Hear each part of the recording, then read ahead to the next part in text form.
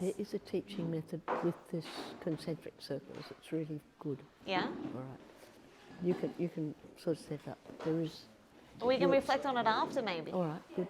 Yep. Yeah. Unless Yep. no, you can set it up now. No, I'm not going to set it up. I'll just talk about it after you. Okay. All right. Okay. Before we get going, Shani wants. Just to remind everyone that I need to know your acts because I'm actually being nicely prepared for each of them. So I need not only your name but a little bit about what it is that you're doing. Most of you I think have seen me, so if there's anyone that hasn't, and if anyone wasn't going to participate but wants to just have a non-speaking quiet role, come and see me because I can make something up. Thanks, Shani. Sure you don't want to say something about it? You sure? Oh, well, I'm happy to start and you can put them in the groups. Okay. All right. You can see how decisions are made on the spot. Did you? So the actual technique for this evaluation is very, very powerful. And it comes out of the alternatives to violence that's used, I think, also with despair and empowerment, isn't it? In those workshops. Deep ecology. Deep ecology, a lot of them. It is very, very effective. You can use it for something as objective as soils. And the principle is generally that you start with something simple, you go into difficult, more challenging question in the middle, and come out on something positive. I've used it so many times where small communities and groups are struggling, and each time it's worked, like giving them all, you know, a swig of brandy or whatever it is that makes them feel happier and more together. But it works absolutely stunningly. And the secret is, and it's what happens in this course a lot, being listened to and being able to speak. So it's those two things, but if you have a series of questions, then feed your difficult ones in the middle and then come out. So in a minute, after I've explained the activity, I'm going to invite people to come in the circle, and we're going to make two circles, one in the centre facing out and one on the outer facing in. So we'll each be looking at one person. A couple people are lying down, so if there's an extra, I'll invite Greta, if it's all right with you, to participate, and if not, we'll keep the numbers even. And I'll be asking questions one at a time, and you'll each get a chance to speak for just over a minute each. And then when I go, coo-wee, that'll be the signal for someone in the outer circle, the people in the outer circle, to move over one. So then you're looking at a new person.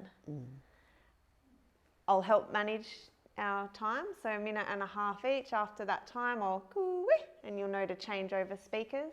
If you've already changed, that's fine. There's no strong set rules about this. Any questions about the activity before we give it a go? So this is part of our evaluation of this course. Okay, if we can form those two circles, please. Easy way is oranges and apples, or 1, 2, 1, 2. Sorry? Okay. Sitting, we can. Oh. We can do. We can with. Oh, you're going to be standing, huh? No, with chairs. With chairs. Yep. Oh, yeah. Oh, the power of clear instruction. Ah. Doesn't matter what, how you like to explain it. Right, perfect. So when I say move, inner circle will actually move in consideration of Kath. And if Ollie comes in late, Greta, I might get you to pair up with him, or Mason. Okay, would you like to participate? Yeah, that would be great. Greta, if you could sit in for Ollie and maybe step out when he comes in. Does anyone need this chair? No. So listening out for my cooeys. The first one will signal switch over speakers if you haven't, and the next one will signal inner circle is going to move in a anti-clockwise direction. Sorry, what are we saying again? Oh, I'm about to tell you. So the first topic, considering this course, these 6 days that we've spent together, growing as a group, growing as people, how well, There's one very important detail that I just missed. We have 1 minute to stand, head over to our day one hopes, take them off the wall and return to our seats. Oh. Wow. This is a variation.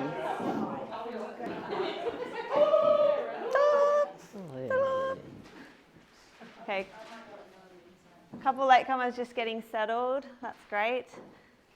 So considering your hopes and the 6 days we've just spent together,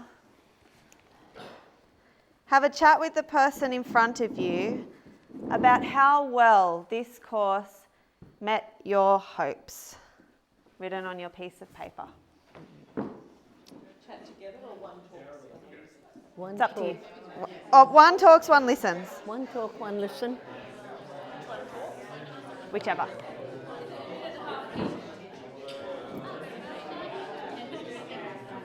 I'm heading for a little sleep.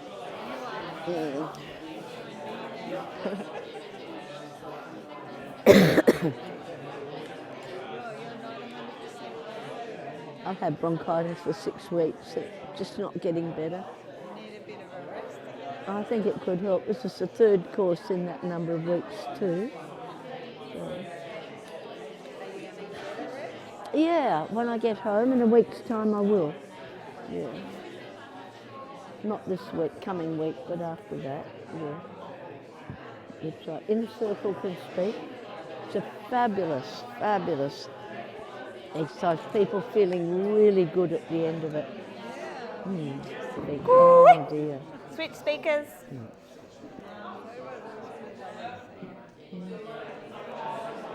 Switch speakers. Speak now.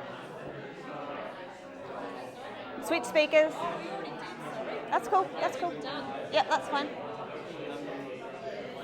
Usually it's like debriefing or appraisal. The other person can use all their good listening techniques but cannot gradually dominate the conversation and take it over. Sure, I'll clarify that. So it's that exclusive time to be listened to. Yeah.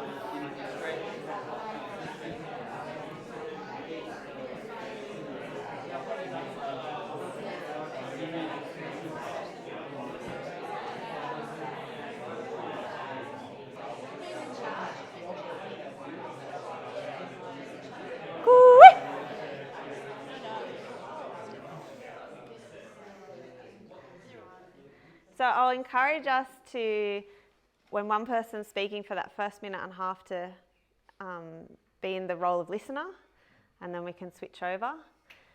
And now the inner circle, you're invited to stand and move over some direction. Yeah, we'll go away. To your right. There we go. Thanks, Jasper. Yeah, it's right now. Yep. Hop in here, I have to get a Panadol. Yep. And this topic is what has shifted for you in the past week?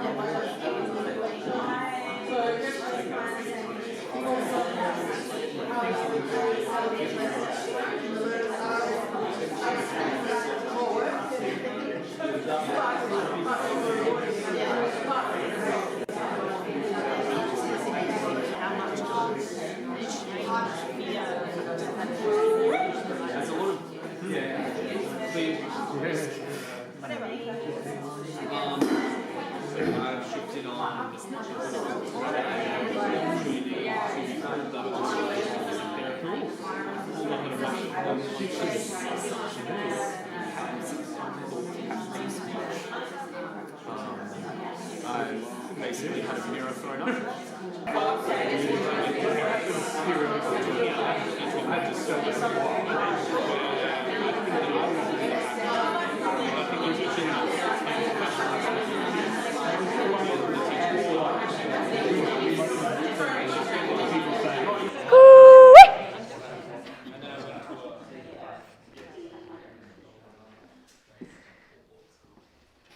in a circle. Please move to the chair, next chair to your right.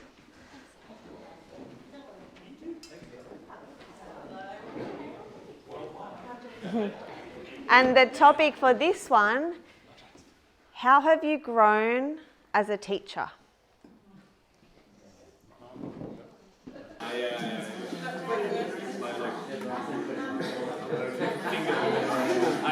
Just as a brief aside, I had a lot of fun teaching my Argentinian movements. It's like, so recently, it's like, okay, repeat after me.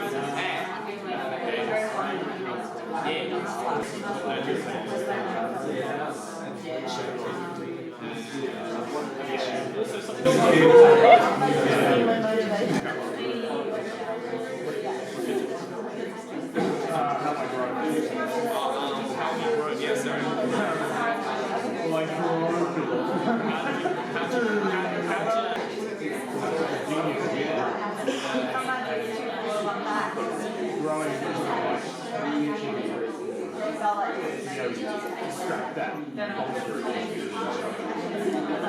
to get out of the way myself. Much like hatching, it's like the hardest thing is stuck in fear, ego. Like in the subjects. Self-centered kind of teaching. Yeah. So I guess, yeah,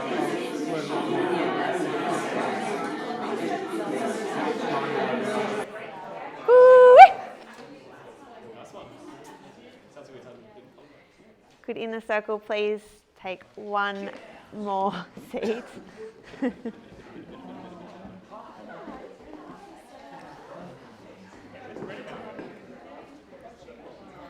So the question is, final question, how will you use this experience from this week going forward into the future?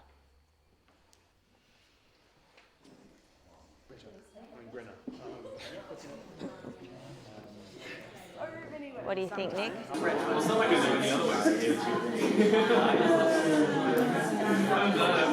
Actually, that really, I had earlier, you said it was Brenna. And I was like, yes.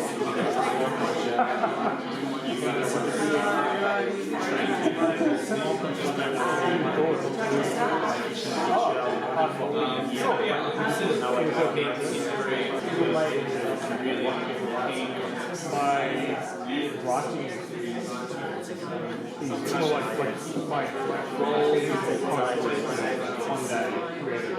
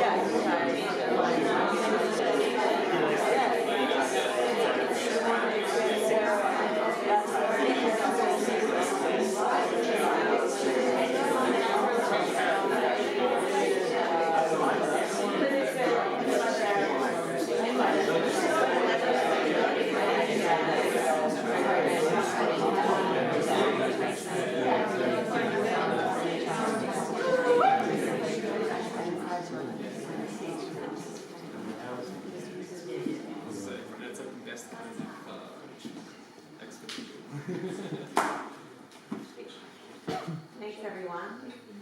So while we're sitting here in our concentric circles, I'd like you to take one pass it on. Take one pass it on. Everyone will have a piece of paper. Take one pass it on. Yep. Everybody gets it. Writing a love letter.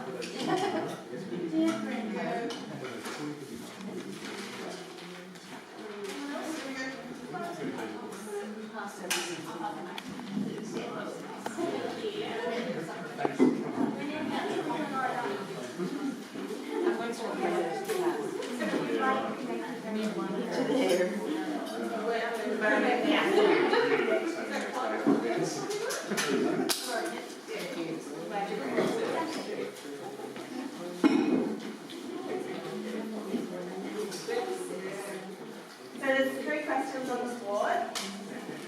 And I invite you, just as a solo exercise, we've got until 10 minutes too, so about 7 minutes, to consider these 3 questions. And this will be your feedback to us. So when you finish, you can come and I'll have a basket here to collect feedback. You can put your name on this if you would like to. You could leave it anonymous if you would prefer. And it's your gift to us to let us know how this was and how we could do better. Brenna, can I ask why you crossed out the wording and changed it? Because Vera had a better suggestion that was more direct. If we asked how do you feel about the delivery and content of the course, people could say good. Well, that's not a feeling. But it's answering the question. I feel sad. I still feel So in we the want Australian your context, you can say, yeah, good. Even more than Yeah, no, good. Do you have a comment on that? Yeah. Yeah, no.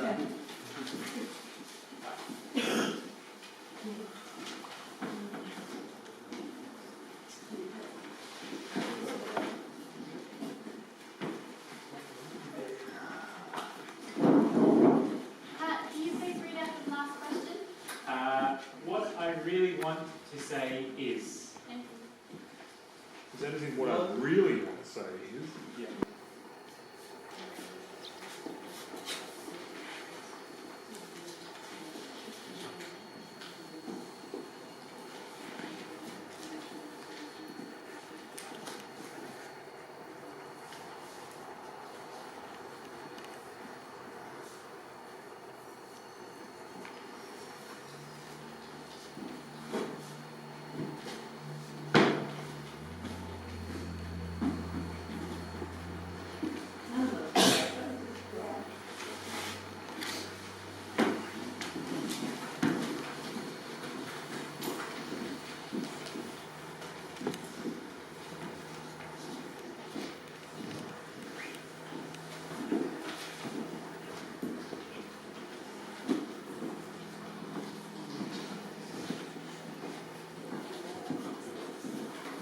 I think I'll answer all 3 in one statement. Oh, it's handy. So if you finish, there's a box up here on the library table.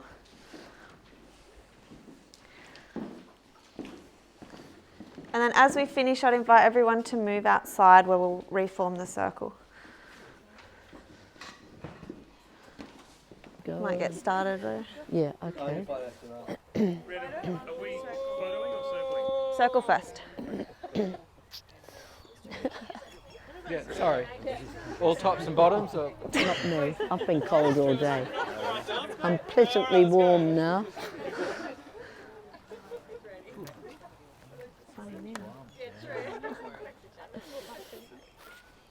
Okay, just talking about you as teachers and the evaluations. So it is important for people to evaluate their own learning.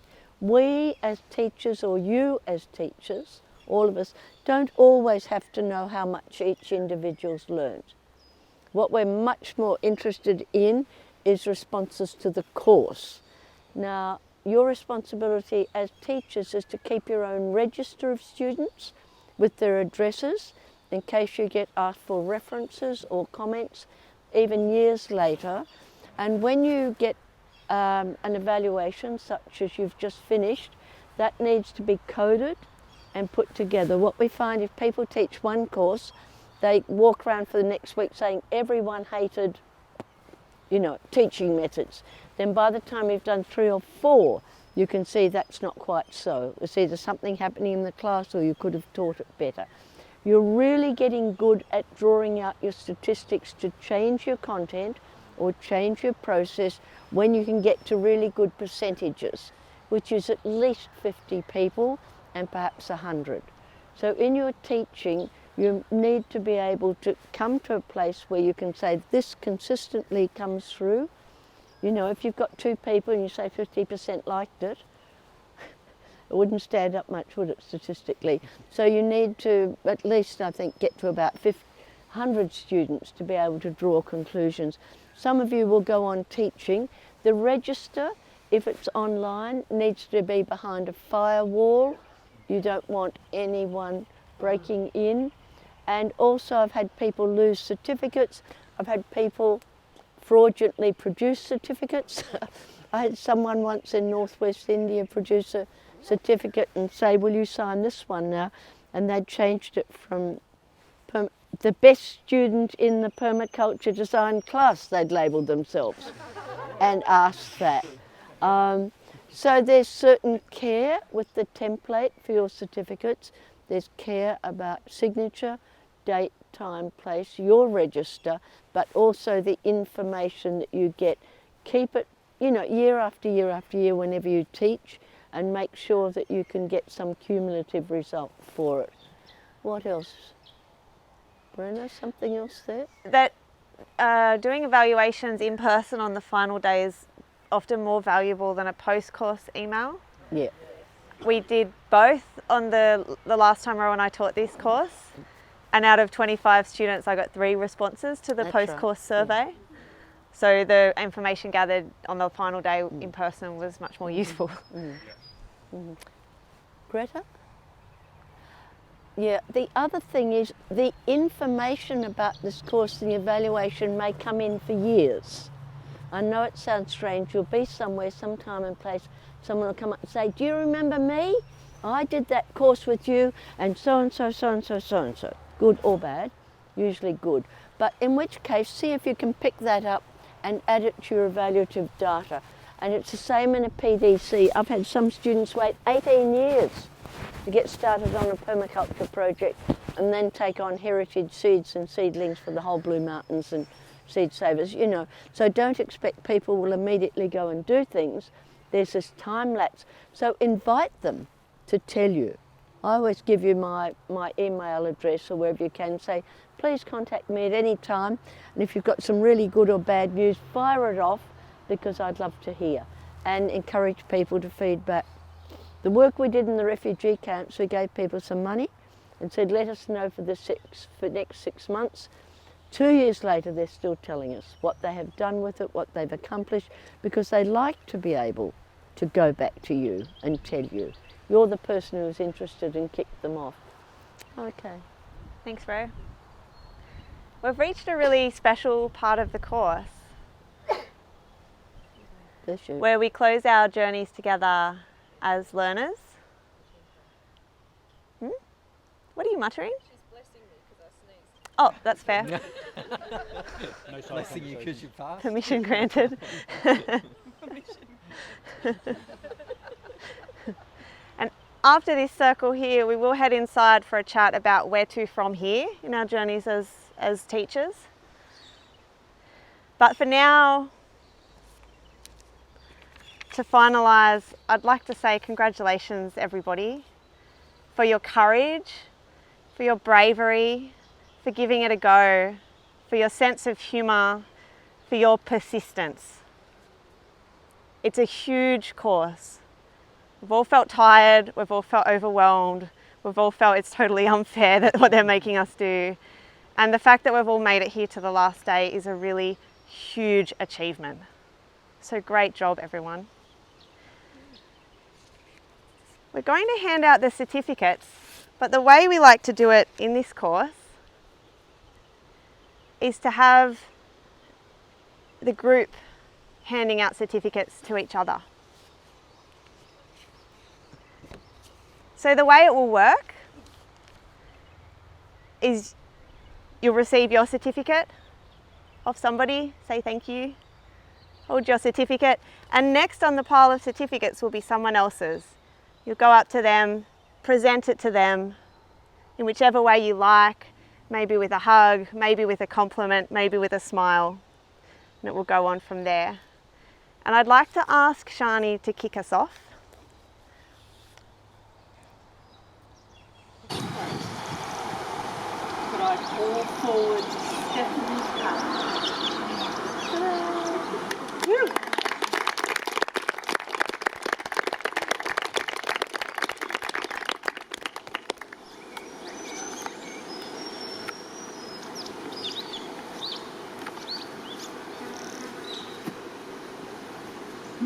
Mr. Rod Hughes, please step forward.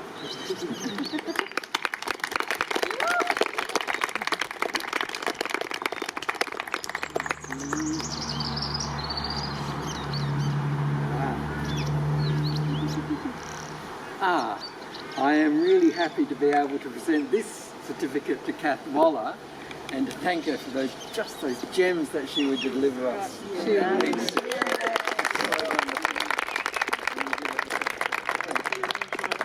and for doing it with your body in not great shape. Thank you.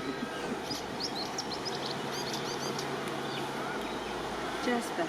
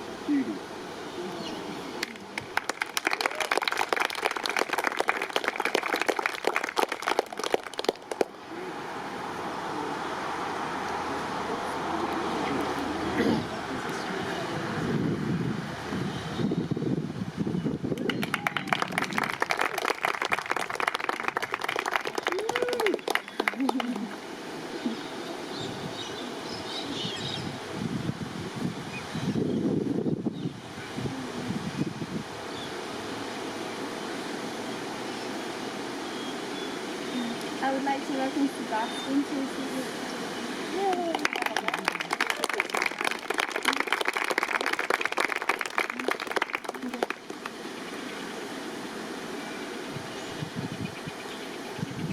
Gemma.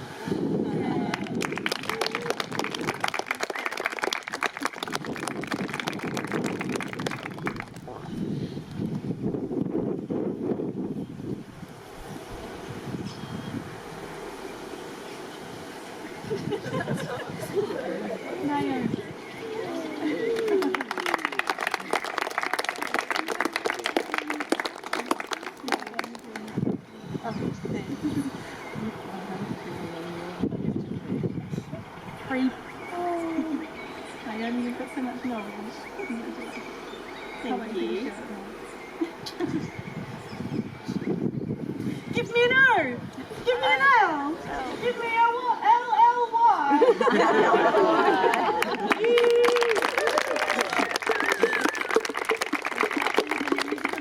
Thank you so much for being part of the course. You have taught me and everyone here so much. Really appreciate your energy.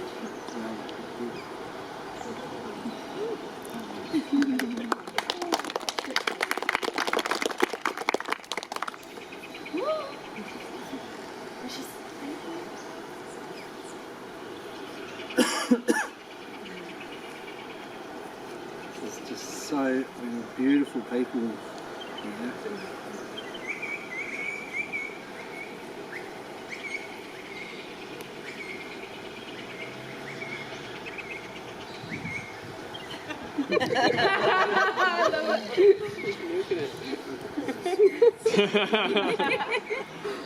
You don't get these opportunities often. What, to be the centre centre of of attention. attention? At the end of the day, bring your essence forward.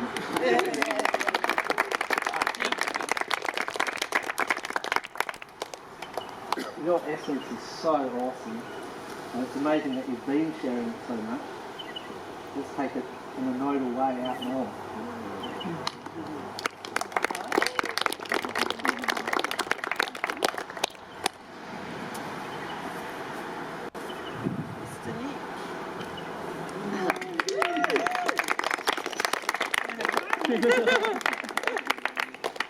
Congratulations.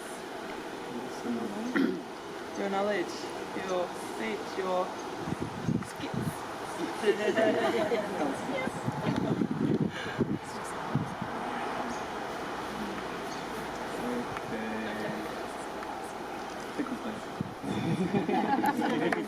Thank you so much.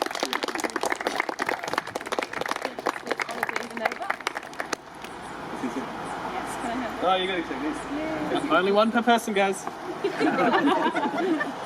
one and only Charlie.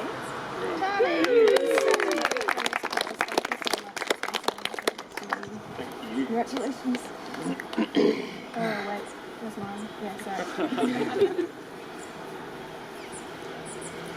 Michelle!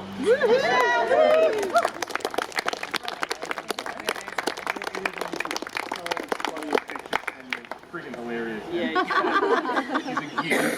Coming from you, that means a lot. Thank you. Mason, nice to see you.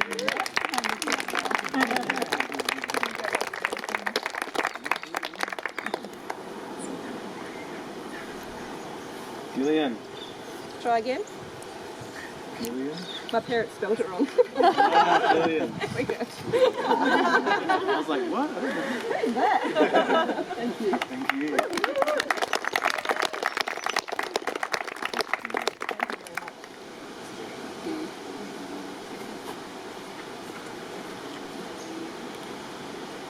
I think of this person as like the Buddha of delivery, who just has moments of quiet reflection and gems of wisdom.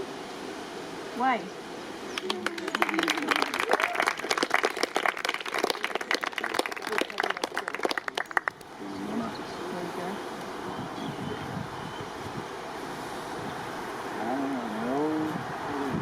Stacy.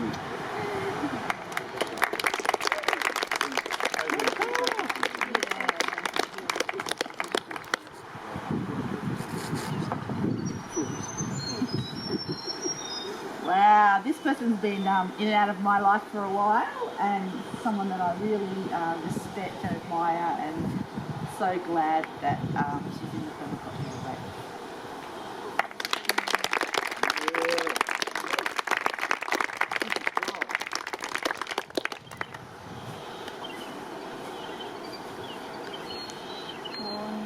Congratulations, Sarah.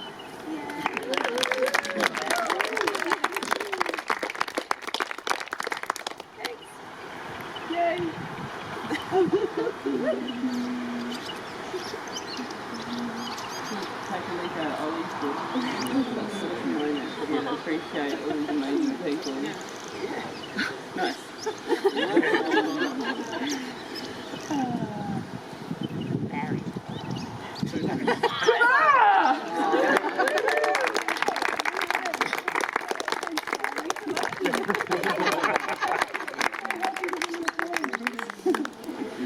Working buddies forever.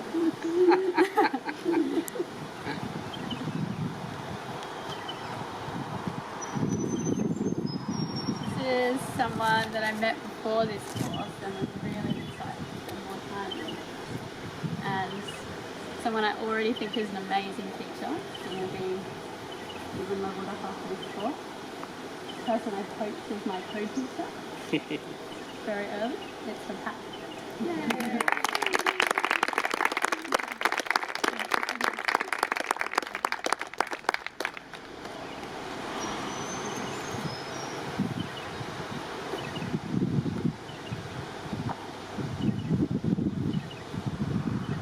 This is really hard because I don't know which Sarah I'm talking to. There's only one left. Oh, it is? Process combination, yep. Sarah. Now you know my muggle. That's my muggle name. I wondered if that would confuse anyone. Charlie, this one's got your name on it.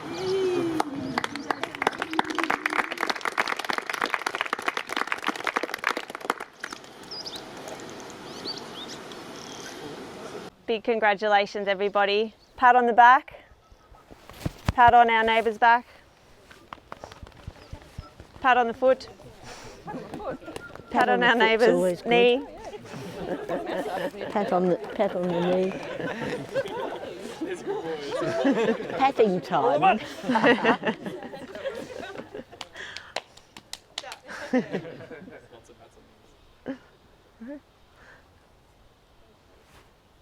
What about? I don't know, comments? You normally have them.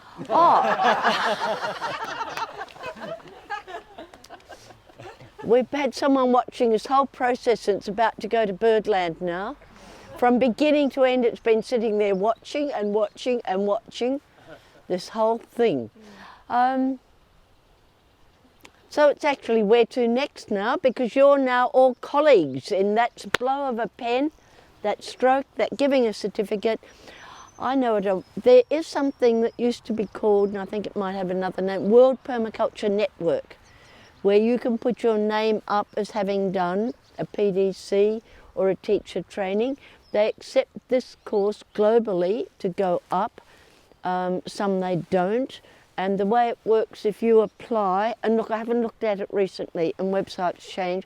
If you apply, they'll send me a thing saying, did Kath do this course with you from these dates at this place at this time? If I say yes, your name goes up and it's able to be searched by others. I'm not sure of the status at the moment, but that was one where it was held before.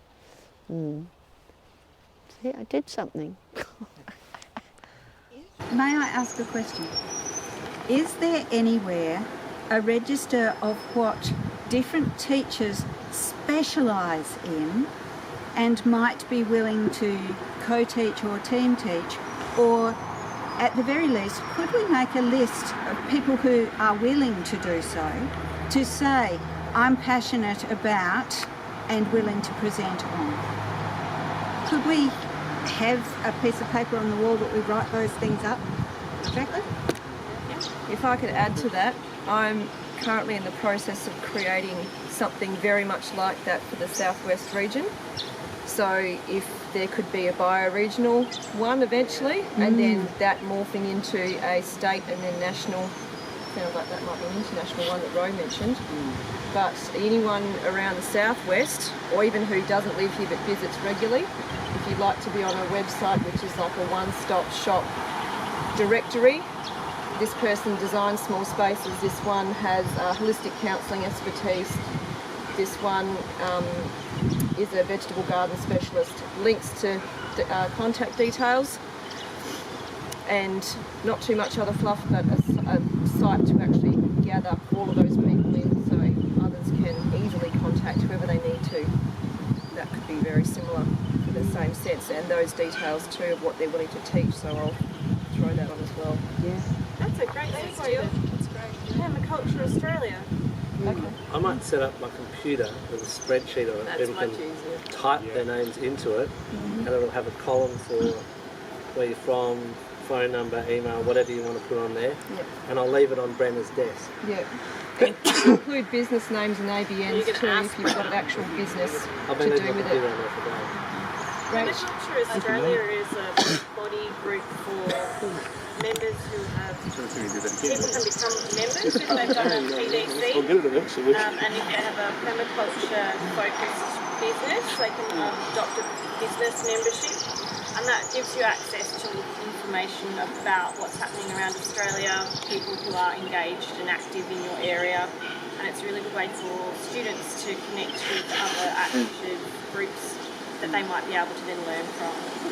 You want to talk about very active in putting forward the permaculture convergence, which is happening in South Australia, in the coming months.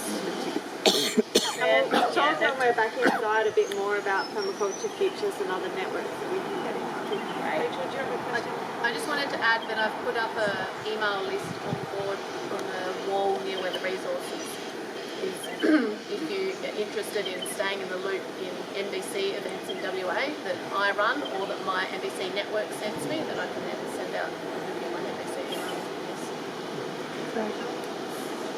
Shani and then Greta's got something to add. When the course got postponed, we had a little dinner just to go, oh my God, wasn't that sad? So quite a few people came. We started that, it was kind of organised through Messenger, which is a bit messy. So if you want to give me your emails, or maybe I can get the emails. If anyone wants to opt out of that, maybe see Brenna, and then I'll just give you details. Rod's facilitating the next one. And it's just a general kind of conversation around whatever comes up on the phone. So if you don't want your email address shared with the group, come and see me. While everyone's here and we're coming to the end of this course, Ro, you You're going to hate me. I'm so sorry. I can feel the hate rising in me. I've done this once and this might be the last time that I do it. You hate thank yous, you hate goodbyes, but you love flowers. So I'm hoping that the hatred won't come burbling out. The hate just dribbled back down. It's just gone. Thank you, Greta. But Ro, your contribution to the permaculture community, and particularly the education space of the permaculture community, has been huge. I mean, you've been teaching longer than I've been alive, and longer than Brenna's been alive as well. I'm only 50 years older than you. And it might just be a rumour, but it might also be true that today is your last course. And I couldn't say this unfortunately because I knew we had this course here, but I wish you the most restorative rest as an earth restorer that you deserve. Because I know how tired you are right now, and I am very grateful to have been able to join for this course. And I think we're all very grateful to have had this opportunity to learn from you. And so thank you so much. I think it's inspiring when people would give their time, effort and money to come and listen to you. I think as teachers that keeps us a little bit with a small head and a big heart of gratitude. There's no teacher without students. And when people turn up, it is really deeply moving when you think what they've possibly given up or alternative use of time or money. So that stays with us always. Thank you, Greta. No worries. I think Brenna.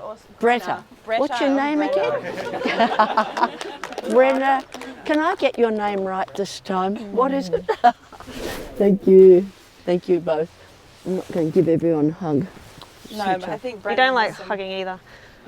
Thanks for believing in us and I do. Inviting us to be here, Ro. I didn't invite you. You told me if I didn't come, you'd come after me. No, I was intimidated. I'm only here in fear and trembling. No, but it's when I first did this course as a student and Ro took me into the centre of the circle on the final day and said, Brenna's going to teach with me next time. And I didn't sleep well for the next 6 months knowing that deadline was looming. And it means a lot when someone can mentor somebody else in such a cantankerous and frustrating and chaotic way. This is me, we're now getting honest. No, it's changed a lot for me having you as a mentor, Ro. I really appreciate it. And I'm so glad you could come out to WA, the best state in Australia by far, to finish your teaching career. Yeah. Okay, well thank you everyone, thanks. So you're from WA? Yeah, I was born in Subiaco, in the middle of the war, and the hospital was sandbagged. You're born in Subiaco. We've got so much in When common. we're back inside, we're going to take a group photo. Charlie's got the camera set up here, so if we can arrange ourselves, shorties at the front, tallies at the back, you can have your certificate if you'd like to. Are you going to do the running back and forth? Yeah. Can you do the happy, serious and silly? Yeah. Good, isn't it? Yeah. Right, permaculture. Sitting tree first. Sitting tree. Well, you've got the tree. All right. So we've got 4 questions remaining. Thank you, Sarah Pickles, for answering one of those. What about tables in a classroom setup? That was me. Yeah? You want me to speak to it? Yeah, sure. Elaborate a little. What did you mean by that question? And it may well be the people that I'm working with, but for a lot of them, if I set up a circle day 1, day 3, it would just be too much. So, and I have a way that I set tables up so that people can see and I can wander and they can still kind of feel inclusive. But I'm just wanting some comments on, I suppose, 1, the use of tables, and 2, the best way to sort of set them up if you do decide that that's what you want to do.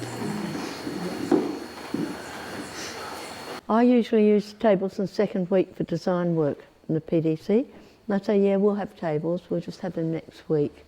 And mainly we'd rather not have barriers between people.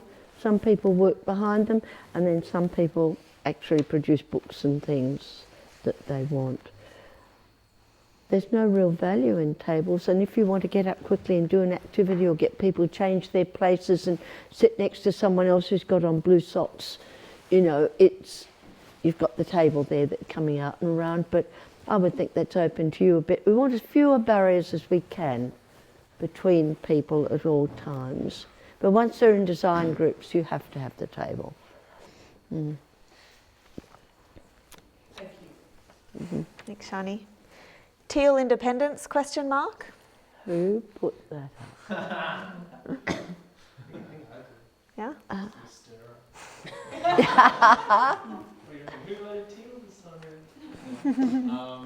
Maybe that's probably a little bit too open for a big discussion like this. But like bring out just a real quick answer there. Are there any like very overtly like Permies in politics? Is that a thing? How does the Greens engage with the permaculture community? Your local teal in this region who ran for election this year was one of Jeff's former students.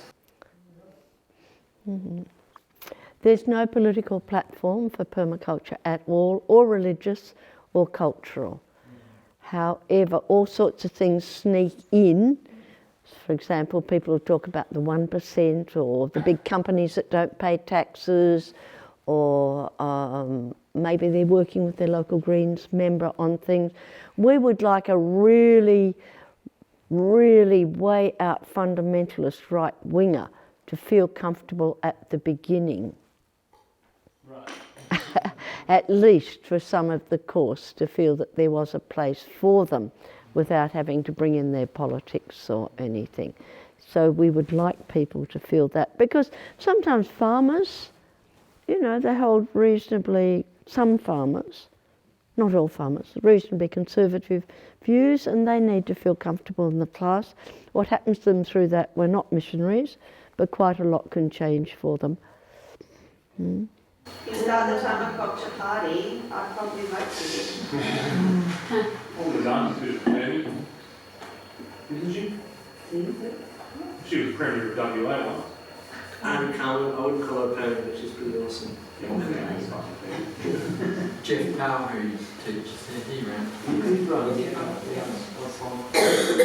There's some Victorian permaculture teachers who are active in the local government and also has run federal seats in the Senate. I'd say Scott Lovell would have done a course at some point. Yeah, Scott's definitely. Don't be afraid to put your own values out there, not as conversion, but in the degree of transparency. So if someone says, would you know, shoot someone coming onto your property, you're quite at terms to say, I'm a complete pacifist, I wouldn't want to have a gun in the place. I'm really opposed to violence at all levels and places. That's one of the quick answers you can give, but don't engage, because that's not what it's about. But people like those who are sincere and say, no, I couldn't tolerate that, or I wouldn't pollute the river. You know, just you can do that quite happily, but don't make it the whole topic of the course.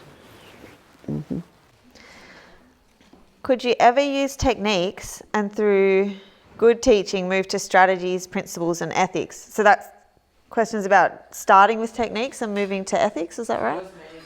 Yep. I was kind of thought on the last one, just quickly, like I just feel like creating alternate structures is so powerful, and I don't think we've got the structures that we need.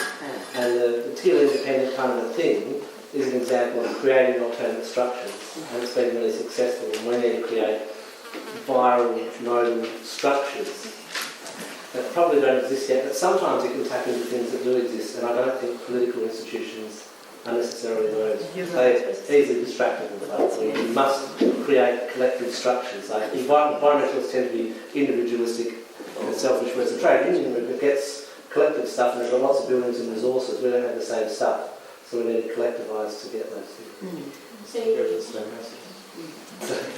The Aboriginal letter from the heart work that's still being done, the next referendum that's coming up, that there are a number of Indigenous communities that have had lots of exposure to permaculture, and that's something that is going to change our fundamental structures if it's put in place. So if we can get some serious thinking and motivation and voices in those areas, that will really change very quickly. I really distinctly remember Jeff Powell at the Greens election launch in 2020, before I'd ever met him or knew who he was. I was just volunteering at the time. They had a chook raffle, like an old-fashioned chook raffle, at the Greens thing. And Jeff gave this beautiful, just really brief speech about his work at the farm, and in classic Jeff fashion, just that incredible smile on his face, just all I can say to finish off, guys, is thanks to the chook. And that was just so then when he came onto the course, I was like, oh, it's that guy. It's the chook guy. So I've been presenting a Living Smart course. I think I've done 45 courses. And the course is designed around 5 topics: power, water, living simply, waste, gardening for food, gardening for biodiversity, healthy home, healthy you and community.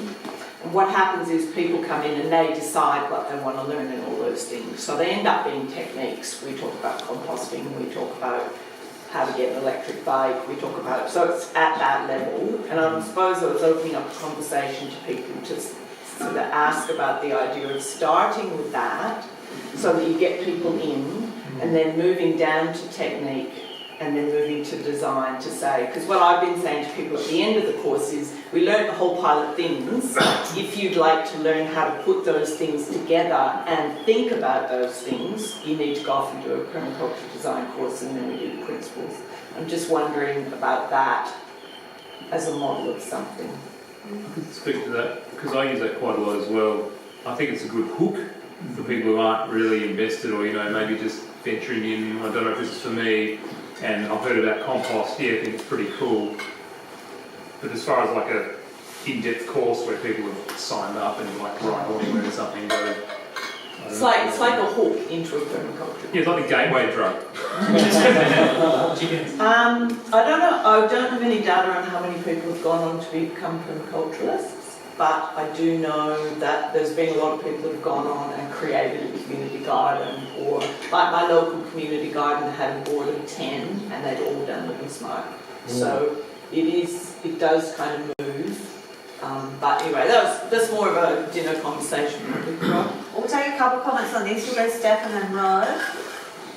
Shani, if you reverse it, are there any people that have been on your course that have done permaculture? Yes. Yeah. And they say, thank you, because I didn't actually learn, I learned all the design stuff, but I didn't learn enough of the other stuff. And they're actually quite valuable. So they might be complementary. Yeah, they are, definitely. You could be feeding in and sending off that way, but they could be coming out, they've got the foundations, and now they want to learn the techniques. Yeah. And need that hands-on. Yeah, definitely. Do you mind describing is this just something that you and Perth-based people have thought up, or is this like a national thing? I've not heard of these courses before. It's mostly in WA. It's pretty strong in South Australia because they're giving them money. Okay. WA, it's mostly just, there's a few councils left running it, it's usually. But it's much more palatable for a council because it's about sustainable living. It doesn't have to run as long as a permaculture course. It's 7 weeks, 2.5 sessions. The other thing about the course is it's all about behaviour change. So at the beginning of every time you have to say what you did after the last course, and then at the end of it you have to say what you're planning to do. So the differentiated curriculum, the goal setting aspects of it, the breadth of the topics compared to a lot of what councils normally offer is what makes it a bit different too.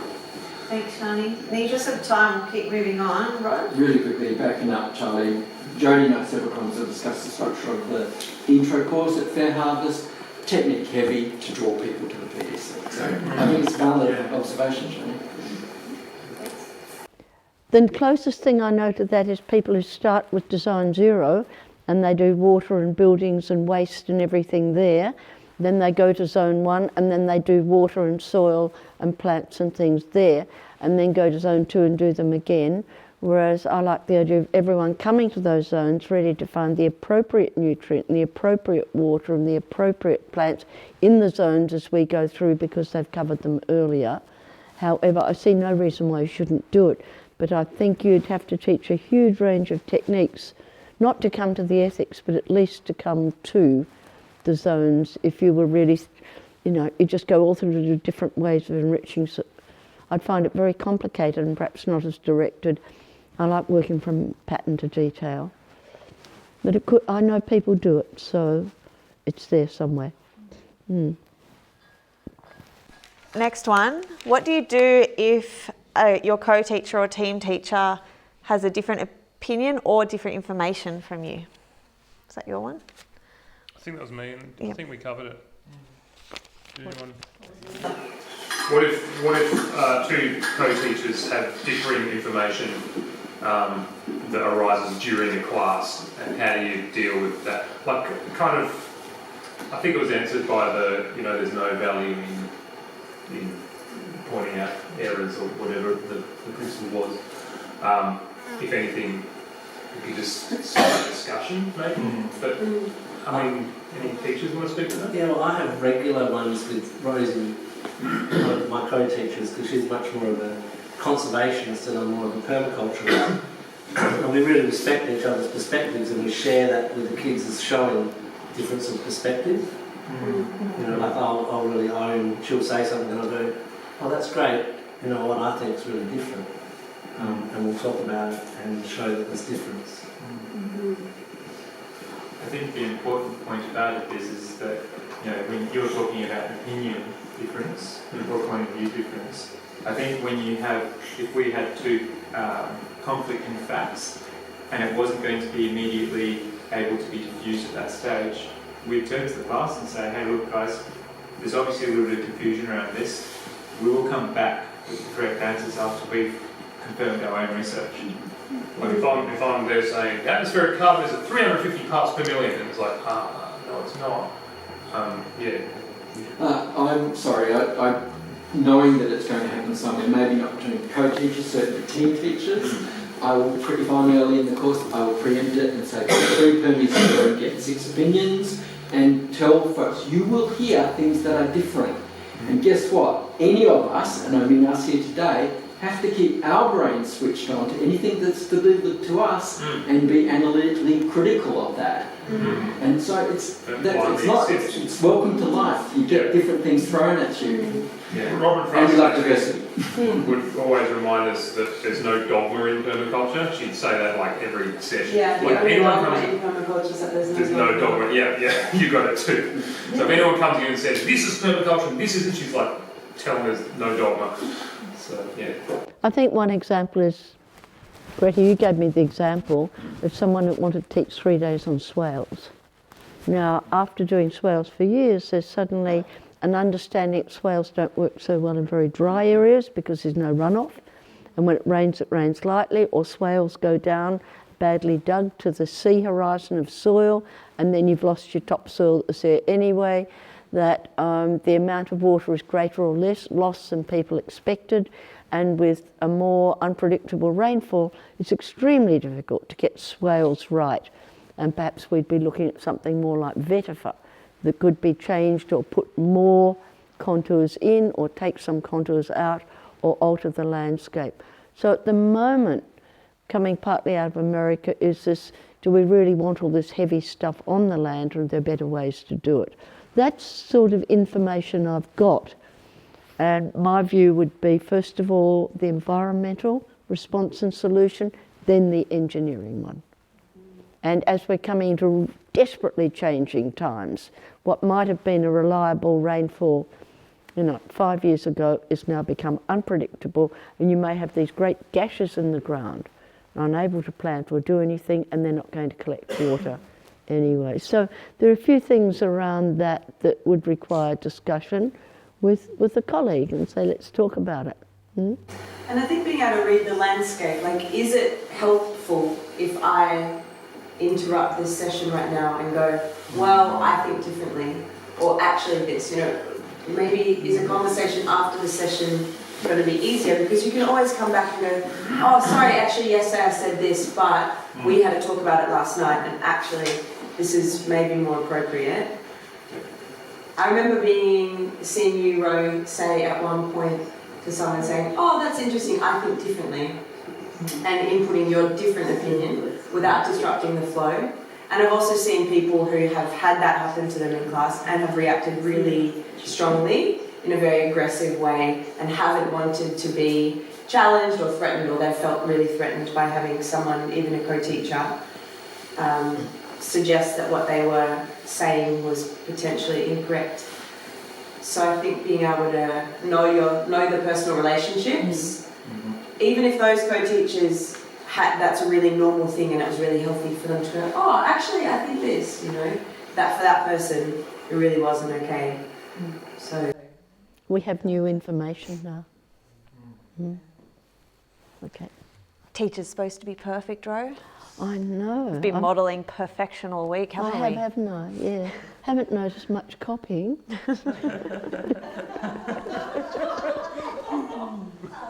No, for perfection I mean, which means I'm not modelling it very well.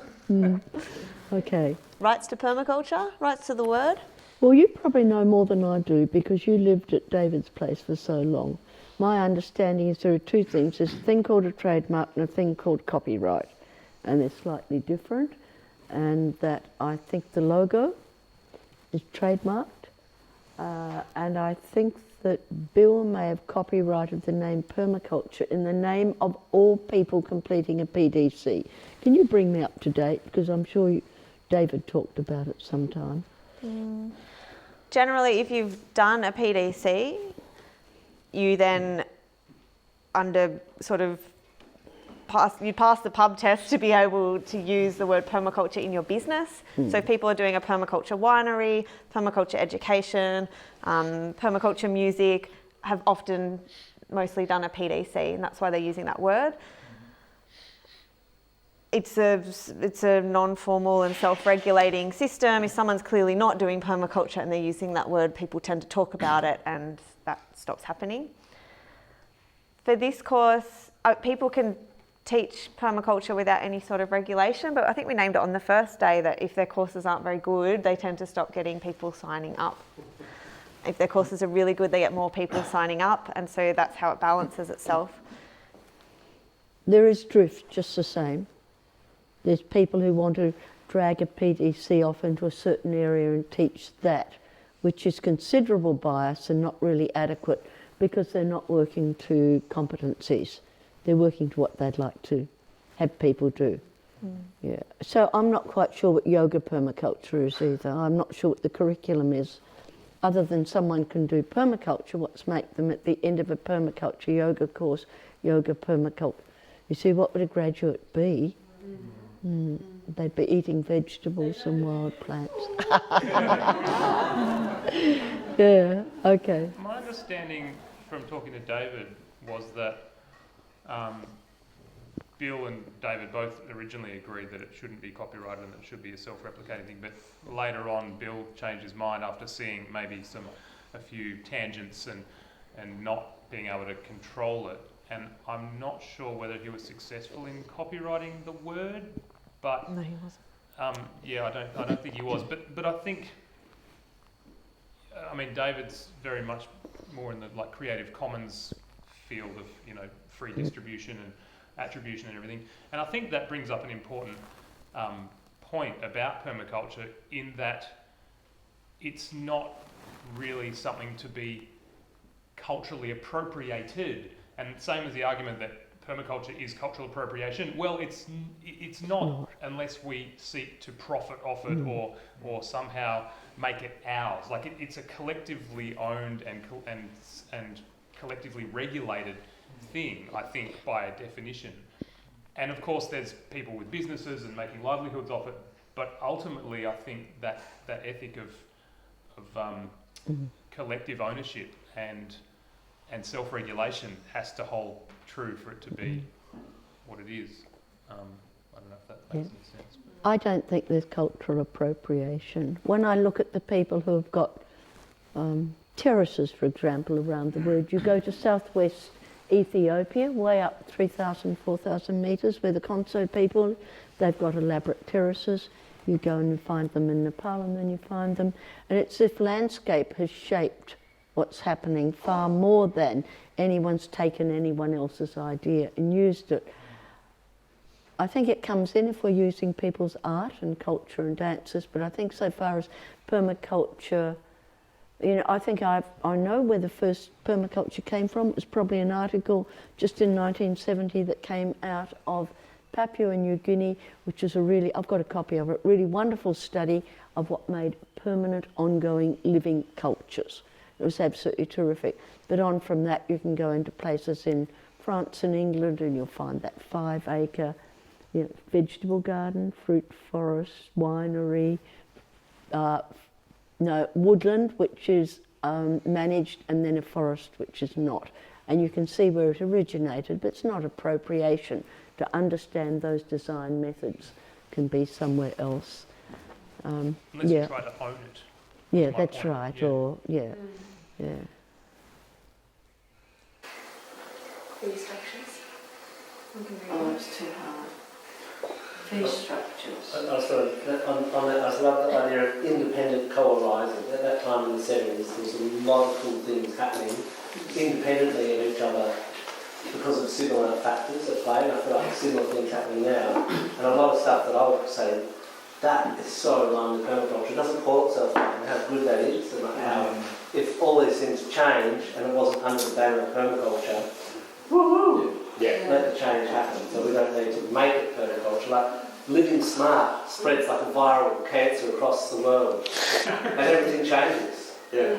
Wouldn't that be amazing? Yeah. You know, it doesn't need to be owned by permaculture. Is there any tension between permaculture and retrosuburbia? And how do we feel about blending those together? We really have this time around with other examples. I've done both. I'm not saying that it's negative, I'm just asking the question for the sake of the question.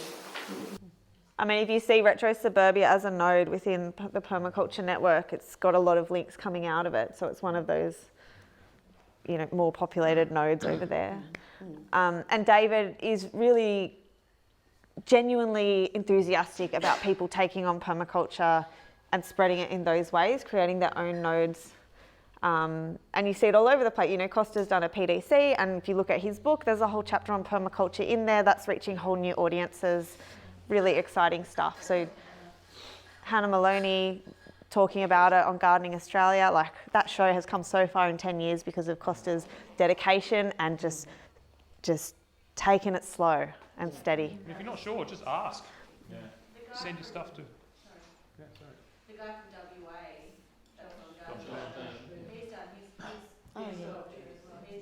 He did it at our community. Certificate in the drawer.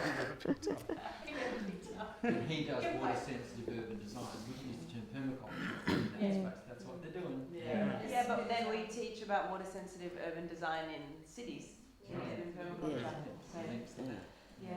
From my point of view, people who live in suburbs are such a minority of the world in terms of population and percentage and they're well able to access information easily on their web, on their networks, on their lines, that my interest is much more with people who can't access it, who don't live with much access to land. But that's where I am, which is very personal. It's a more global trying to understand the world. So retrosuburbia fits into what I think of as more or less white middle class, because it doesn't quite match Vietnam, it doesn't quite match Africa either. So where people are highly rural, the suburbs are not like the European colonial suburb that was inherited. There we are. So starting out teaching, I've got a couple of things to say. We heard before that it's a great idea to call up someone who's doing a PDC and say, can I please help? It's really useful to have helpers on big courses. There's always student welfare, so someone who can connect with the students and is really focused on that, someone who's got the role, who goes on the field trips, who can maybe work out the love services, job sheet, all that sort of stuff, which takes that load off the teachers. So your presence there, it means you get to do a free PDC and it's a really useful service. I've travelled all over the place doing that. I spent a couple of years, did about 6 PDCs, and really forming those connections with people running PDCs. If you're starting out teaching, some people choose to go start with doing, what you're passionate about. So a short course for a day, an afternoon, it could just be to your friends. Some people start by speaking to their council and saying, is there funding for education? I can do a composting workshop let's see if we can fit it in. One thing we do with Grow Do It is with festivals, we'll do like Permaculture 101 workshop, intro to permaculture, artist activism, you know, whatever you're passionate about. Another couple of ideas in the group of what's useful starting out. I'm happy if people want to come along to a Living Smart course that I'm doing. It would give them a chance just to practice, like I can give you a little slot, not necessarily to practice where it all fits, but I can give you a slot, we can talk about what to do, how to do it, and then you can watch me if you want and see the participants and things. Great place to practice as well, following from that, is you know, just approach your local council and ask, is there any, you know, scope to do a workshop anywhere? And one thing I did after my permaculture course was approach the Frio Council, and they got me to the meeting place to do a seed saving workshop. Really basic, you know, we covered it in half an hour yesterday, and I think the workshop was only 45 minutes or something. But, you know, local people came down interested in seed saving, and that was just a great opportunity for me to practice my teaching skills and deliver a workshop that was of value to the community and get paid.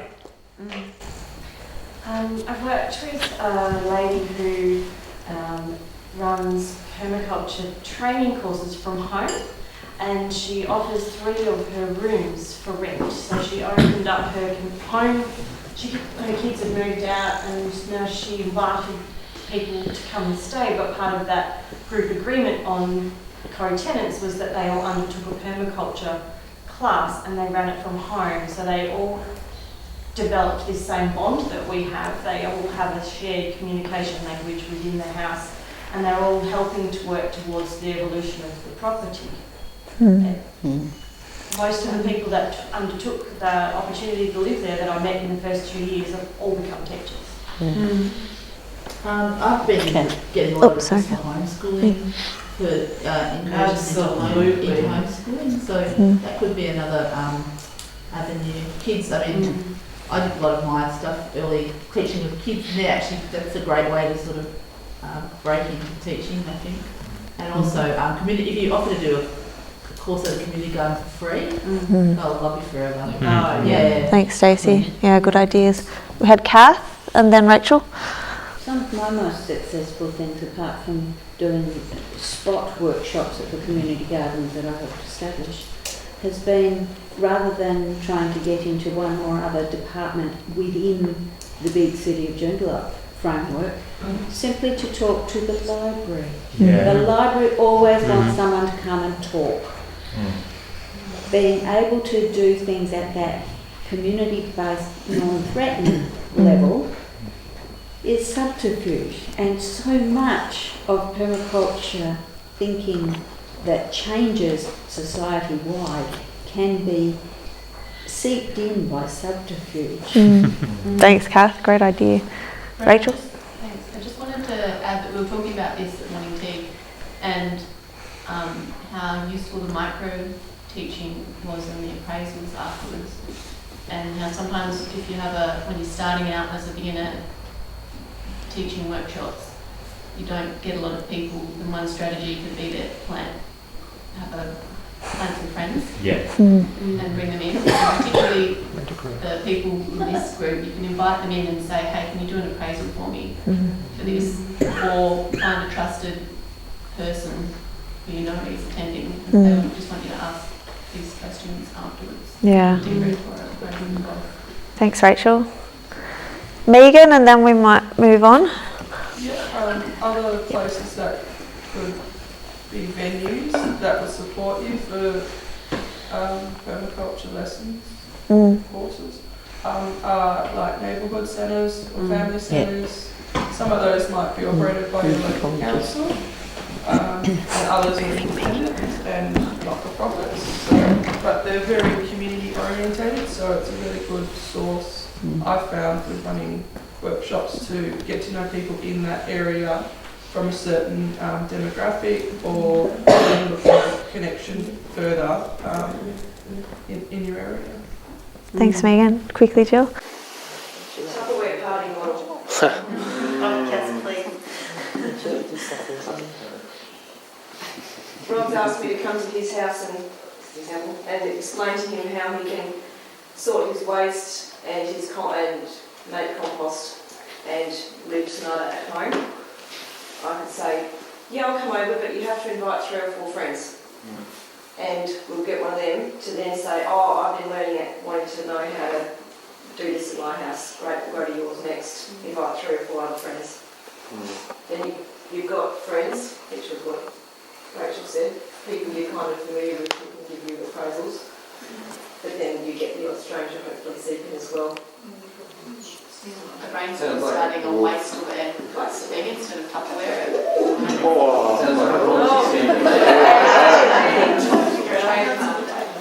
Someone just mentioned permablitz, and I think getting involved in that, and that's an education tool in and of itself. And so getting to practice facilitation of explaining instructions and managing groups, delivering content because you're explaining what's happening and why you're doing it is awesome. I'm also aware that there's some people who maybe are newer in permaculture, and it's the development of the content and becoming more familiar with content is maybe the place where they're going to start. And so obviously there's a lot of like self-guided study and research you can do. There's lots of books. Finding a teacher or a mentor or someone who will let you be that support person to sit in and maybe not facilitate but actually just ghost them, or not ghost, but shadow them. But something that a few of my friends and I, or colleagues, we would, when we're preparing for a course, we would practice. We go, oh, I'm thinking about teaching forestry questioning, can I test it on you? And then we would meet up and we would actually just practice our teaching methods. Super nerdy, but it's okay because we all had a vested interest in supporting each other to feel more confident in delivering those methods. So, and that content, and there's an awesome network of people here who could be that support network.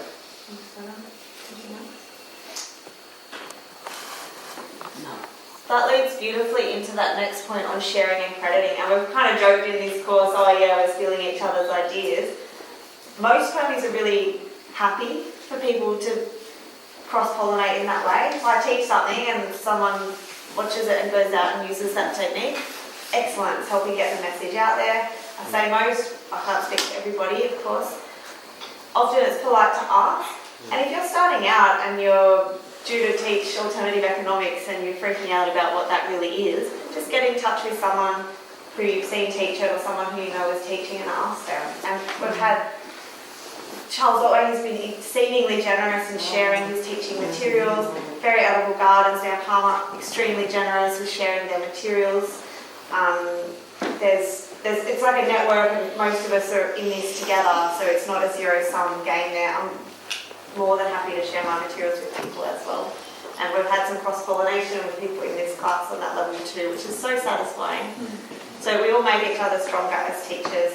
Crediting where you can, of course, is a good idea, but, depends on the person. Right? That's right.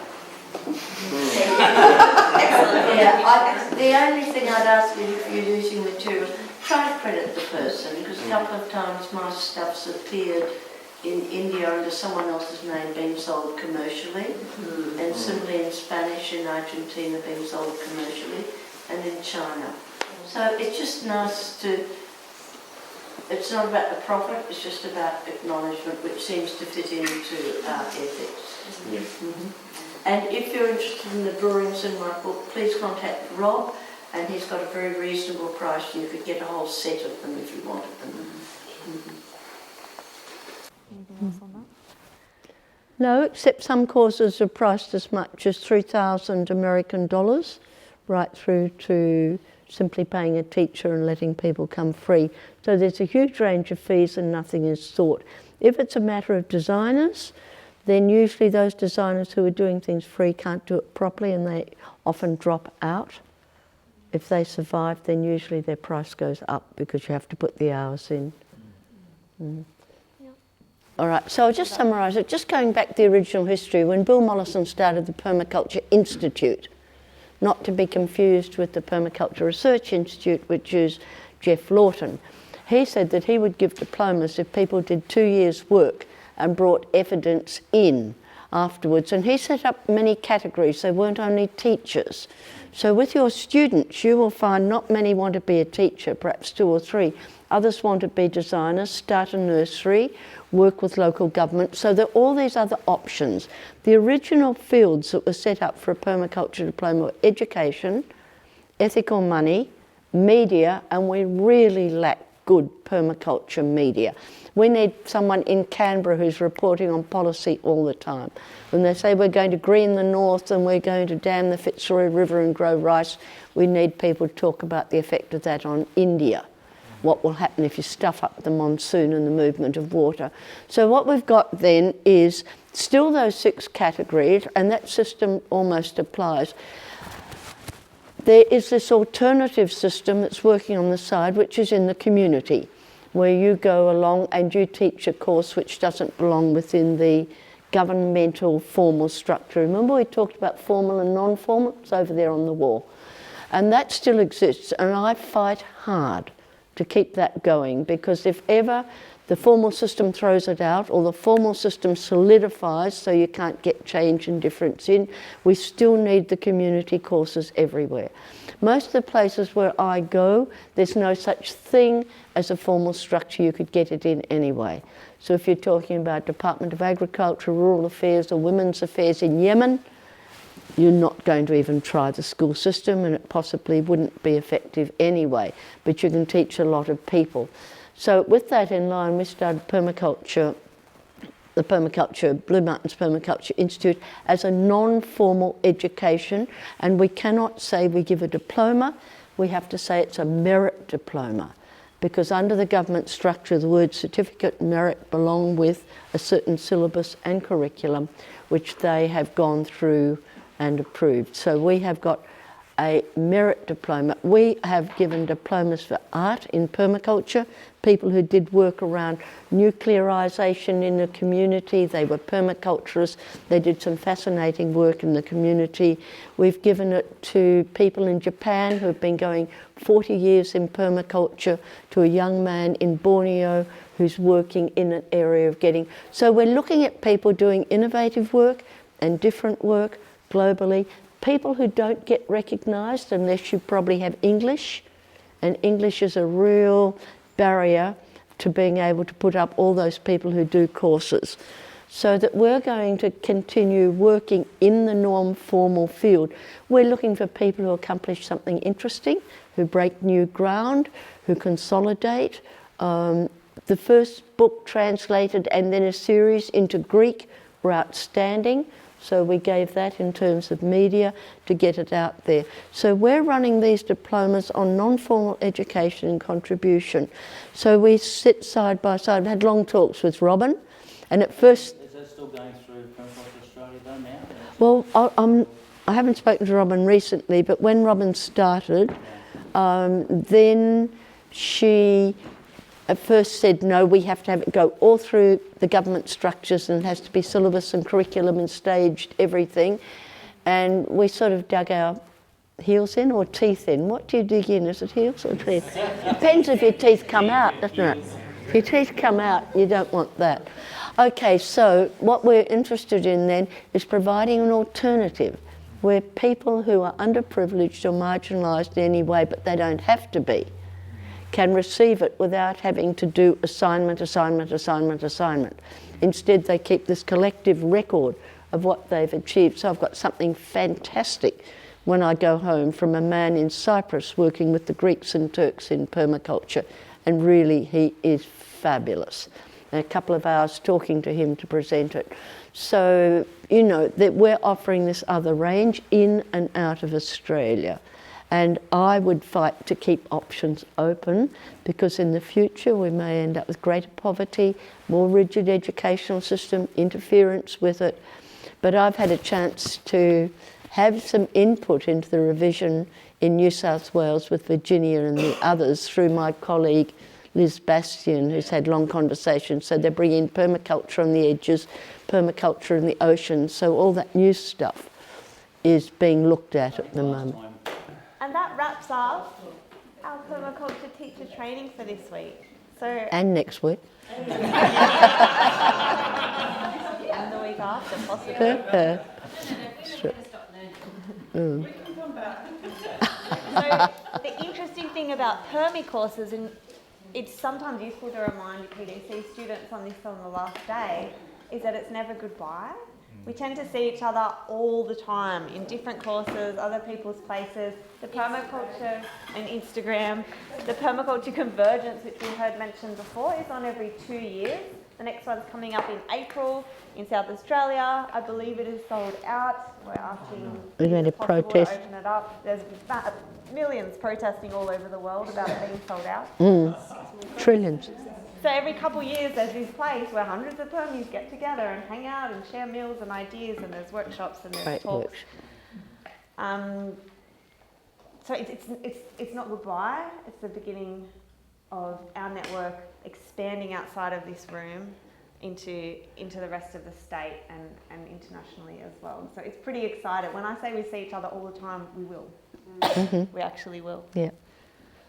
Is that? Yep. Don't forget concert items to me. I used to be a school principal. I want you on the list. and for those who are able, we'd like to close with a whoosh. Righto, yeah.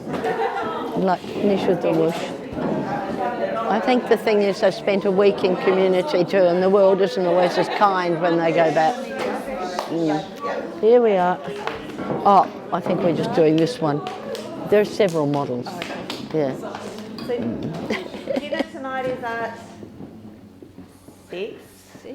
Figs.